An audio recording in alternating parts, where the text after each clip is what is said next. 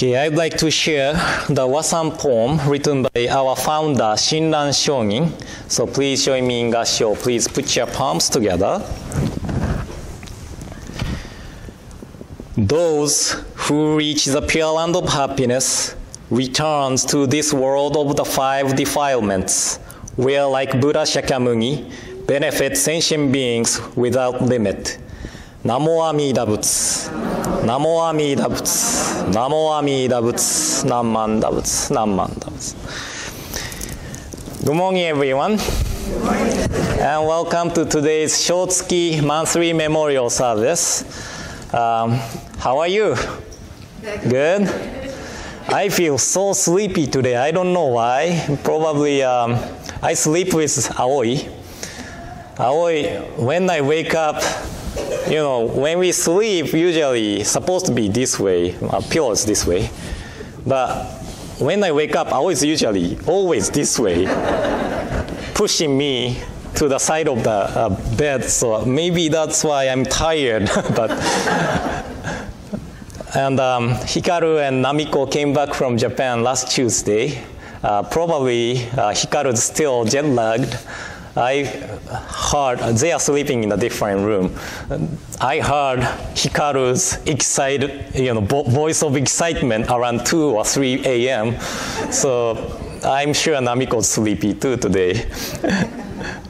But when I prepare Dharma messages, I often recall the words of Reverend Tomoyasu Naito. He said, when someone say that it was great Dharma message, then that was because the Dharma was great.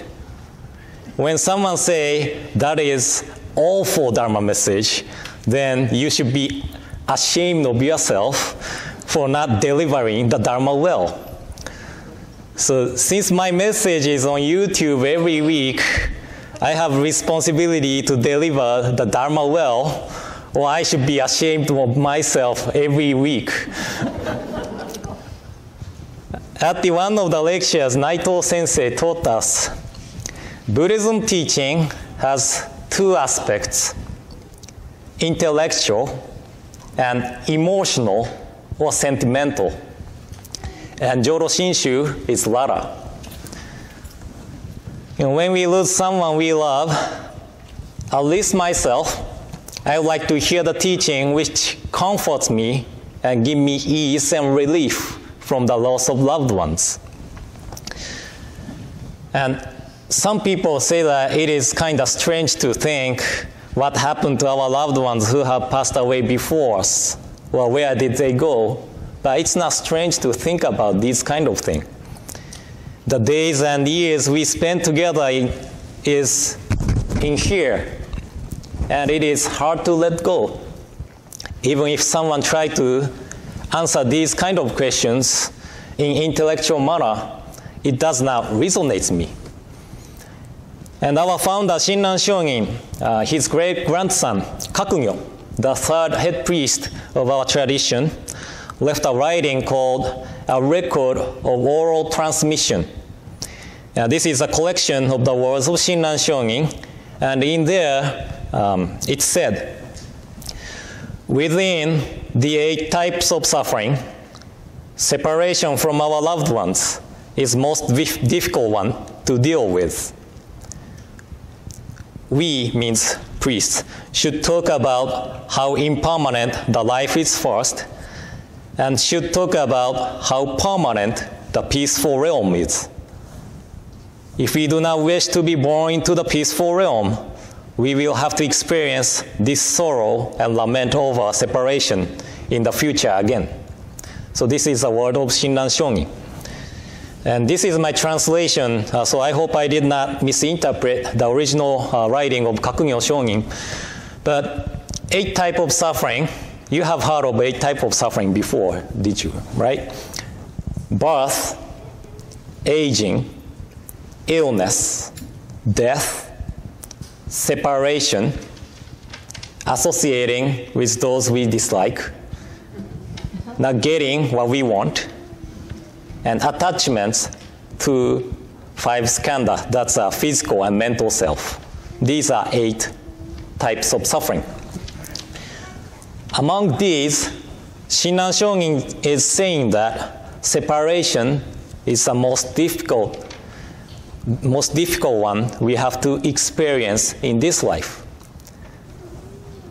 When we think about our loved ones who have passed away before us, we cannot help but miss them. When I think about my mother, I still feel that the tears coming up to my eyes. It's been 16 years since her passing, but the time we now resolve the sadness of separation. But what gave me comfort, ease, and relief was the teaching of peaceful realm, that is Skabati in Sanskrit, and we often refer it as the Pure Land.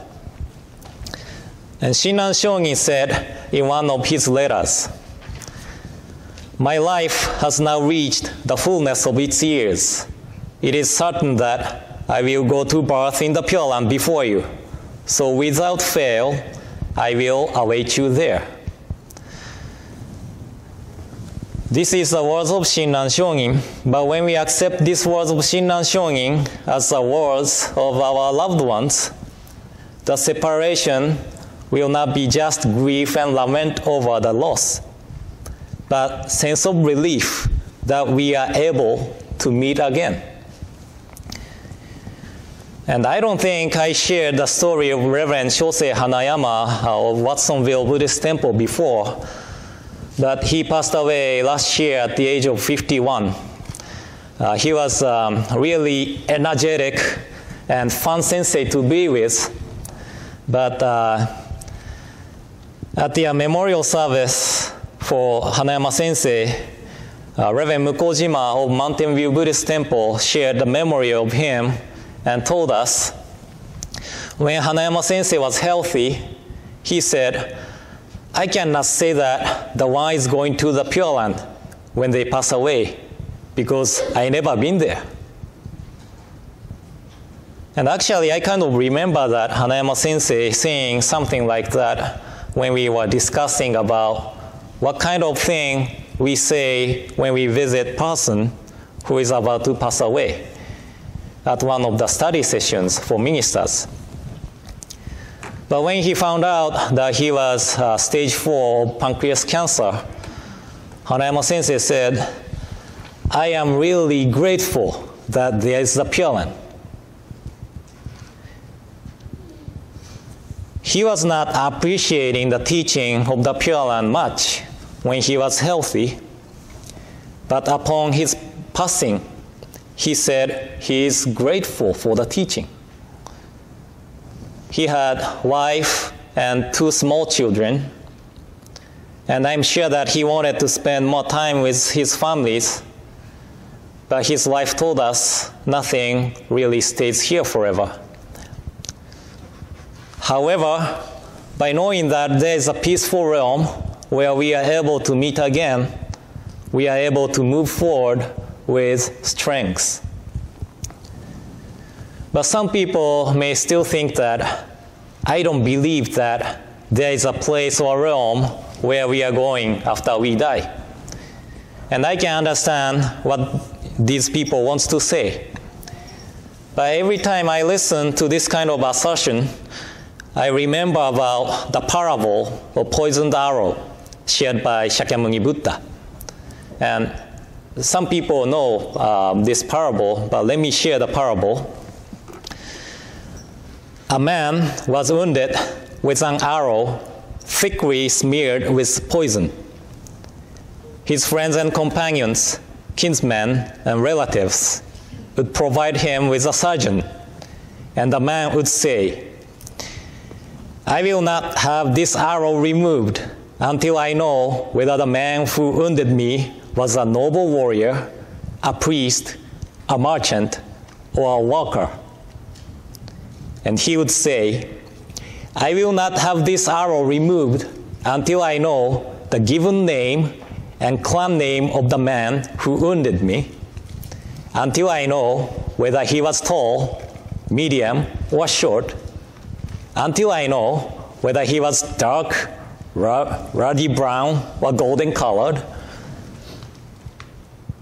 until I know his home village, town, or city, until I know whether the bow with which I was wounded was a long bow or cross bow, until I know whether the bow string with which I was wounded was fiber, bamboo threads, sinew, hemp, or bark, until I know whether the shaft with which I was wounded was wild or cultivated, until I know whether the feathers of the shaft with which I was wounded were those of a vulture, a stork, a hawk, a peacock, or another bird, until I know whether the shaft with which I was wounded was bound with the sinew of an ox, a water buffalo, or langur, or a monkey. He would say, I will not have this arrow removed until I know whether the shaft with which I was wounded was that of a common arrow, a carved arrow, a barbed, a calf-toothed, or an oleander arrow. The man would die, and those things would still remain unknown to him. So this is a parable of poisoned arrow shared by Shakyamuni Buddha. In this parable, what the man needed most was not the information he wanted to know, but remove the poisoned arrow and have the doctor look at him. As same as this parable, important thing is not to doubt whether this teaching of the Pure Land is true or not, and try to find out what is really going to happen when we die. But important thing is the fact that what we call as death is not the permanent separation. We are able to meet our loved ones once again, and this teaching gives us ease and relief to those who experience the separation from our loved ones. So when I think about Hanayama Sensei, I feel as if he is teaching me not to take each single day for granted and treasure the time I am able to spend with families and friends in this life. But he is also teaching me that see you there in Nembutsu. So until my time comes to meet him again, I try to live this life as fully as I can. So I'd like to conclude my message with a reading of On White Ashes written by Rengyo Shonin in 15th century. I will read it in Japanese first and later in English. So in closing, please join me in gassho. Please put your palms together.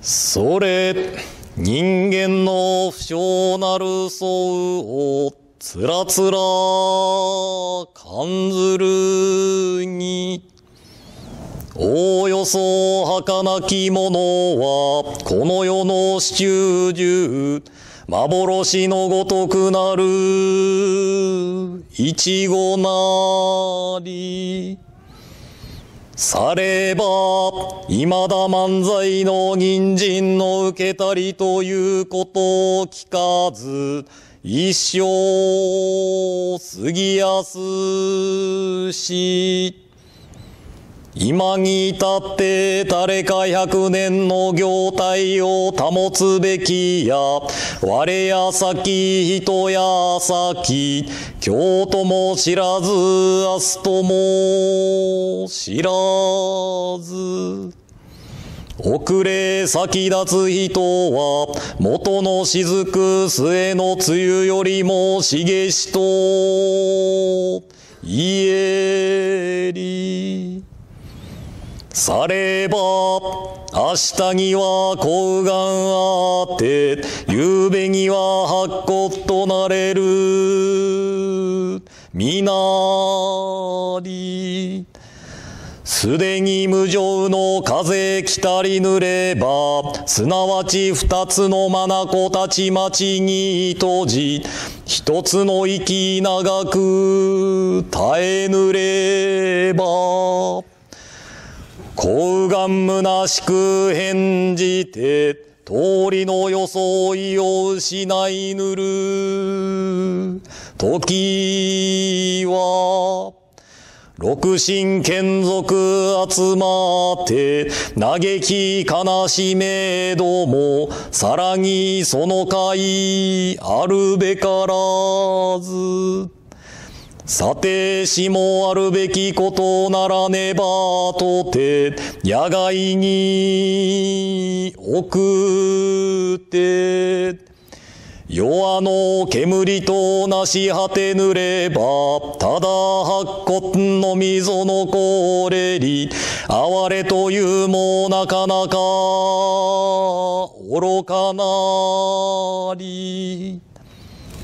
されば人間の儚きことは、老少不浄の境なれば、誰の人も早く五生の一大事を心にかけて、阿弥陀仏と深く頼み参らせて、念仏申すべきものなり。あなかしこ、あなかしこ。On white ashes, in silently contemplating the transient nature of human existence, nothing is more fragile and fleeting in this world than the life of man. Thus we have not heard of human life lasting for 1,000 years. Life passes swiftly, and few among men can maintain their form for even 100 years. Whether I go before others, or others go before me, whether I be today or tomorrow, who is to know? Those who depart before us are as countless as the drops of dew. Though in the morning we may have radiant health, in the evening we may return to white ashes. When the winds of impermanence blow, our eyes are closed forever, and when the last breath leaves us, our face loses its color. Though loved ones gather and lament, everything is to no avail. The body is then sent into an open field and vanishes from this world with the smoke of cremation, leaving only the white ashes. Nothing is more real than these truths of life. The fragile nature of human existence underlies both the young and old. Therefore, we must, one and all, turn to the teachings of the Buddha and awaken to the essence of life. By so understanding the meaning of death, we come to appreciate the meaning of this life, which is to be treasured because it is unrepeatable. By virtue of true compassion, let us realize the unexcelled value of this existence, and let us live together with gratitude in our hearts. Namo Amida Butsu. Namo Amida Butsu. Namo Amida Butsu. Namman da Butsu. Namman.